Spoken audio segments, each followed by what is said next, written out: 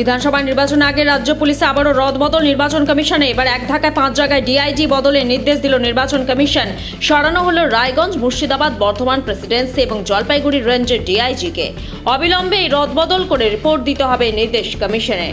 পশ্চিমবঙ্গ সহ দেশের 4 রাজ্য এবং একটি কেন্দ্রশাসিত অঞ্চলে বিধানসভা নির্বাচনের জন্য 25 লক্ষের বেশি কর্মচারী নিয়োগ করেছে নির্বাচন কমিশন।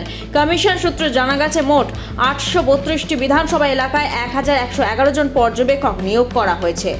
রাজ্য জুড়ে ভোটের আবহের মধ্যে বীরভূমের নলহাটি থেকে উদ্ধার বিপুল পরিমাণ অস্ত্র। একটি ট্রাক্টর থেকে বিশাল পরিমাণ জিলোটিন স্টিক, ডিটোনেটর সহ বিস্ফোরক উদ্ধার করে পুলিশ। পলাতক ট্রাক্টর চালক তদন্তে পুলিশ। মধ্যপ্রদেশে ইন্দোরে বৈদ্যুতিক গাড়ির চার্জ দেওয়ার পয়েন্টে বিস্ফোরণ।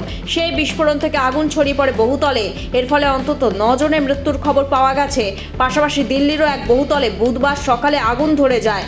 দক্ষিণ পশ্চিম দিল্লির পালাম মেট্রো স্টেশনের কাছে ওই বহুতলের আগুনে এখনো পর্যন্ত 7 জনের মৃত্যু হয়েছে। সপ্তাহ শেষে জেলায় জেলায় কালবৈশাখী পূর্বাভাস। শুক্রবার ও শনিবার কালবৈশাখী দেখা দিতে পারে। পুরুলিয়া, বাঁকুড়া, 2 বর্ধমান, বীরভূম, মুর্শিদাবাদে দুর্যোগের পূর্বাভাস। বৃষ্টির সঙ্গে 50 থেকে 60 কিলোমিটার বেগে হাওয়া বয়ে যেতে পারে। দক্ষিণবঙ্গের একাধিক জেলায় রয়েছে শিলাবৃষ্টির সম্ভাবনা। উত্তরবঙ্গে হতে পারে ভারী বৃষ্টি।